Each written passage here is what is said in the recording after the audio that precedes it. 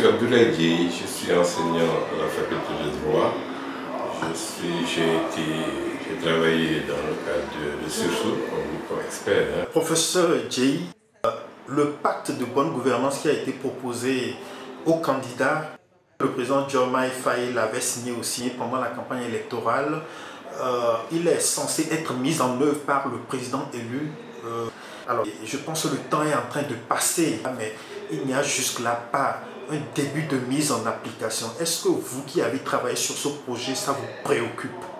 Évidemment, ça me préoccupe dans la mesure où l'engagement est là, la volonté d'appliquer également est là, mais je suis beaucoup plus préoccupé par le fait qu'il n'y a pas de réponse à deux correspondances qui ont été adressées aux dirigeants. C'est ça qui me préoccupe le plus, parce qu'on peut toujours dire que nous sommes toujours dans les 200 jours et que dans tous les cas, on va peut-être un jour appliquer. Mais ce que je développe vraiment, ce que je développe vivement, et ça dépasse à la limite les dirigeants actuels, c'est qu'on n'ait pas répondu à des correspondances. Je crois que ça c'est pas bon du tout. Dans la vie, il faut avoir l'habitude, même si on n'est pas d'accord, de répondre aux correspondances. Mais surtout à envoyer, en tout cas, si mon niveau d'information est exact, deux correspondances et il n'y a plus de réponse par rapport aux dirigeants actuels.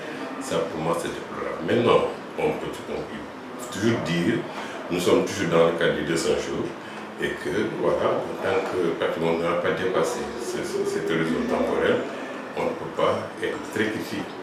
Mais ce qui pose problème, c'est que dans le discours, on ne voit pas très souvent également en tout cas ces éléments, ces principes qui sont des principes importants. On ne peut pas dire que c'est absent totalement, parce qu'on voit quand même quelque chose qui s'apparente à un début d'exécution de certains principes. Mais ça aurait été bien quand même qu'il y ait une réponse très claire par rapport à ça. Parce qu'un pacte, c'est un pacte. On n'oblige personne à signer. Quand quelqu'un signe, ça veut dire qu'on doit maintenant pouvoir dire qu'on a signé ce qui a été fait. Aussi pouvoir dire qu'est-ce qui bloque. Parce que je suis persuadé que les gens ne sont pas dogmatiques. Les gens n'auraient pas tout de suite exigé l'application du pacte, parce qu'on connaît le contenu, mais au moins qu'il y ait une volonté politique en tout cas d'appliquer les éléments du pacte. Parce qu'il faut partir du fait que la base c'est quoi? C'est les conclusions des exercices, merci les recommandations de la CNRI. Et ce citoyen, dans un premier temps, a voulu au moins revoir. C'est dans ce cadre que les gens qui ont travaillé au niveau de la CNRI ont été contactés et qui ont essayé de, si vous voulez, dépoussiérer les conclusions des assises et les recommandations de la CNRI. Et on s'est rendu compte que pratiquement rien n'avait bougé. Surtout, le diagnostic qui a été fait est resté le même. Le diagnostic est encore là, même s'il y a, comme tout le monde le sait, les atouts d'un au Sénégal. Quand vous regardez les textes au Sénégal, on a l'impression que nous sommes dans une très grande démocratie, avec pratiquement tous les éléments de grande démocratie. Mais dans la pratique, il y a eu ce hiatus entre ce qui est prévu dans les textes et ce qu'il y a dans la pratique.